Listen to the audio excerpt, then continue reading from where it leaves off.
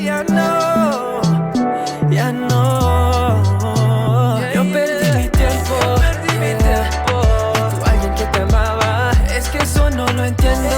Yeah. Si es que Judas me besaba, no sé qué imaginar. Yeah. ¿Quién me iba a virar? Es que tan falsa te siento.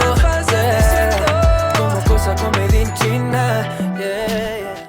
Hey guys, it's Yaya and welcome back to my channel. As part of the OSLOVE Holiday Series 2020, I am revisiting a very old video I did back in 2017, so it's been over 3 years, and it was the first time I worked with OSLOVE Organics and I made a DIY whipped shea butter. So I wanted to go and revisit that, revamping it and making it and improving it. So let's jump right in. The ingredients are exactly the same, the two butters and the DIY face and body oil. The only difference is that I'm adding arrowroot powder to this ingredients and also vitamin E and a fragrance, okay?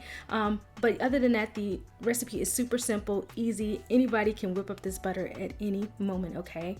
So what I really want to talk about is the tomato butter. Just like shea butter is very soft, it can melt at a lower rate than other butters, and also it tends to get grainy sometimes. This is something that I hear that a lot of people deal with, especially with tomato butter. So how do we fix that graininess? This is what we're going to go through with this video, okay? So let's just go through the ingredients real quick, and then we're going to get to why I melt my butters down instead of doing the cold process whipping up with the mixer, okay? So shea butter, we all know and love. The benefits are numerous, but people shy away from it because they feel like it could be heavy and sometimes just a little greasy. So we're going to show you how to fix that as well. Now with this DIY face and body butter, like, you cannot go wrong. It has a blend of 12 organic oils that are just immaculate, but I'm only going to be using a small portion of this because we really want to magnify the benefits of the shea butter and the tomato butter, and also reduce the greasiness of this whipped butter as much as we can, because we want to use this in our hair as well as our skin, okay? Vitamin E as an antioxidant is just needed for oils, you guys, and I also have a beautiful white tea fragrance in that mixture. And of course, arrowroot powder is going to give you such a powdery smooth feel, and it's also going to help those other ingredients absorb faster, so you're left with a butter that is not extremely greasy. So to melt or not to melt, that is the question, but for me it's really just about knowing your ingredients. When my butters arrive, I inspect them. I see how they have reacted to the transit. Was it cold outside? Was it hot outside? Is it grainy? Is it soft? You know, I know how to work with them. Most of the time I love harder butters like Elite Bay and cocoa butter, and I know I have to melt those butters down to get them to blend and be uniform, okay? So for your softer butters like shea butter, it's no problem just to whip this up, no problem at all, okay? But if it arrives and it's maybe melted or a little grainy, then you know, maybe I need to remelt this down and make sure that it blends well with the other ingredients. So why is my butter grainy? My tomato butter arrived grainy this time. So let me give you an example. Different butters have different melting points. So say cocoa butter melts at 102 and tomato butter melts at 88. Once it hits 88 degrees outside, the tomato butter has melted. And then once it gets to 102, then the cocoa butter melts. Okay, so say it starts to cool back down, okay? It goes from 100, it goes back down to 90. The cocoa butter has started to re-solidify. But guess what? The tomato butter is still melted. Can you see where I'm going here? So you get these little sandy like beads that have formed in your whipped butter because the cocoa butter re-solidified at a faster rate. Now think of it as each individual butter has fatty acids inside of them that also do the same thing. So take tomato butter for example. They have stearic acid and other acids, fatty acids inside of them. And as they melt down, some of those fatty acids re-solidify at a faster rate than others. So as the temperature cools down slowly, you get these grains all throughout your tomato butter. So that is what has happened to mine. So I have to fix it, and the only way to fix it is to melt it down. If I just whip it up, as you see here, it's becoming such a beautiful fluffy butter, but I don't care how long I mix this, I'm going to have the graininess from the tomato butter. It's just going to be that way, okay? So this is at the point when you're like, okay, I need to melt this down, okay? And there's nothing wrong with melting your butters down, but I know some people try to avoid heat as much as they can, but sometimes it's just unavoidable and you really need to melt down your butter. So do it the safe way. We're going to create a double boiler. Basically, just get a pan or a pot, put a little bit of water in it, and then place your heat resistant container that contains your butters on top of that. Put it on very low heat, the minimum that you can, and let it gently melt. Now, some of you are probably saying, I did this. I melted my butter down and it still got the graininess in it afterwards. And that's probably because you did not cool it down at the same rate or faster rate. So if you're making a bomb that does not need to be whipped, and you just pour that melted liquid into the container and then just leave it at room temperature, the same thing is going to happen. As the temperature comes down, the butter with the higher melting point is going to solidify faster than the other butter, and you're going to get the same situation in some cases. Not in all cases, but in some cases this can happen. Okay, so what you want to do is place your product in the freezer or the refrigerator so that you can bring that temperature up quickly and at the same rate at the same time. And this right here cannot guarantee that it won't happen, but more than likely it will help prevent it from happening. Okay.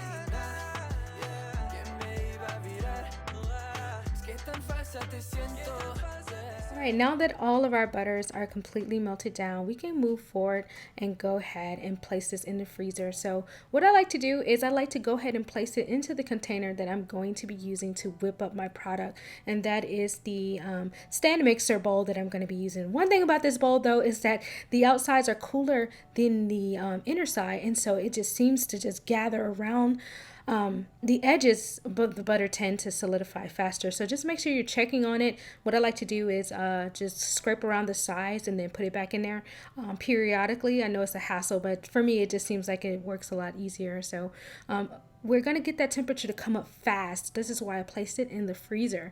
But you want to keep an eye on it, because if it gets too hard, then you're going to have to remelt it down again, okay? So we want to avoid that. So you can see here on the outer sides where it's cooler all around the bowl, that it starts to solidify faster on that area. So as we begin to whip this up, that's going to continue to happen. And this is another area where you can get graininess. Yes, graininess can happen here as well. So be very, very careful. And you want to make sure that you periodically just scrape around the bowl. If you just leave it to just whip, you're going to get this beautiful fluffy butter in the middle. And then when you go to scrape your whipped butter out, the outsides are going to have the graininess to it. So we definitely want to avoid that. So go ahead and add your other ingredients. I'm adding arrowroot powder just because I love how it helps the butters absorb so quickly in your skin, so it's not left greasy. You can put on your clothes or have people touch you and there's not residue of grease everywhere. That's the one thing about, you know, whipped butters you got to be careful of. And I'm going to also add my vitamin E and my fragrance, which is a beautiful, beautiful smell. I really love this white tea essential oil. It's just so beautiful, you guys. Okay, so anyway, I'm going to continue this same method where I'm just scraping around the sides and then letting the stand mixer go. And this is going to triple in size, you guys. You're going to see that it goes from just this little dense ball of butter, and then it's going to just be whipped and fluffy and just really, really big.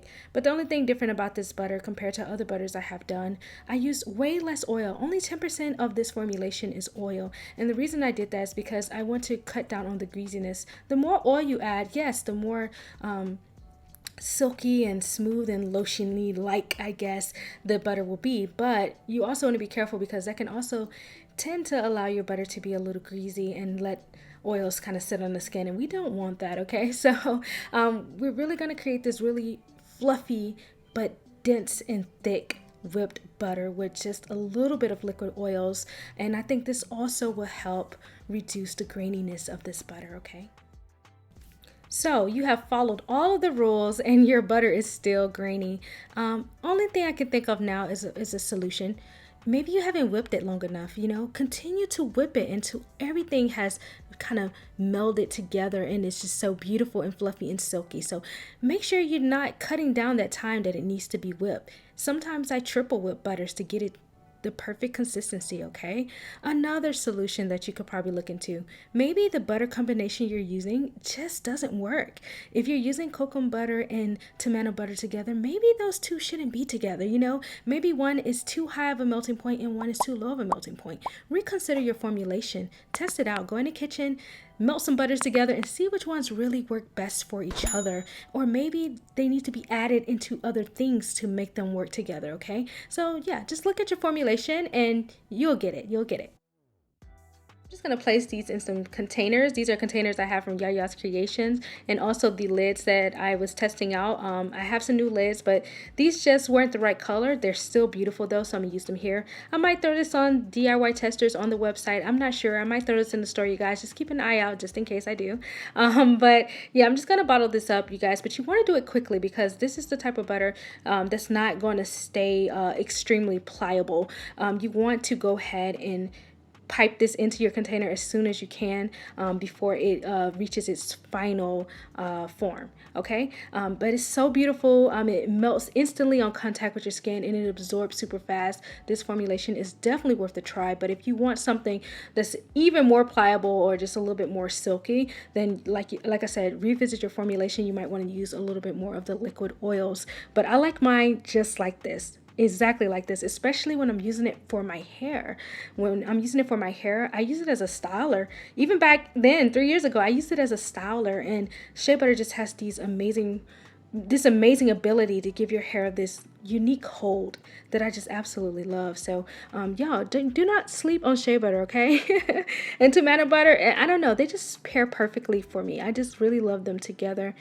So what did you guys think about this formulation? Leave a comment down below. I really would like to hear from you guys to see, would you try this? What do you think about this formulation? Also, leave a comment down below. Let me know, what do you guys do to prevent graininess or fix graininess? And or are you someone who melts your butters, or do you not melt your butters? Leave a comment down below. I love to hear from you guys, and hopefully these tips help you, and maybe you can share some of your own tips that can help others. So after a couple of hours, I did go back and check the final form of this butter, and it is so beautiful and thick. I really love it. I did put a little bit on my skin just to see how fast it would absorb, and it absorbs super fast, and it left my skin so powdery soft, you guys. Super uber soft, none greasy, just beautiful to the touch, beautiful skin feel. Okay, so definitely give it a try, you guys. I highly recommend it.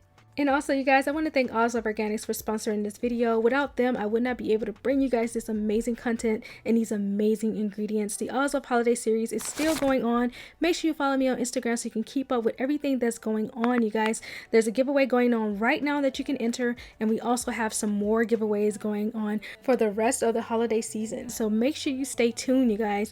Like, subscribe, hit the notification bell. You have to. It is the only way you can keep up with all the videos I'm putting out, so that you can be notified to keep up with everything that I'm doing as far as DIY, and also keep up with the OSLOVE holiday series. And also, if you're looking for ingredients or measurements, it's down in the description box below, as well as links to OSLOVE Organics. Go check them out, you guys, and I'll see you in the next video. Bye.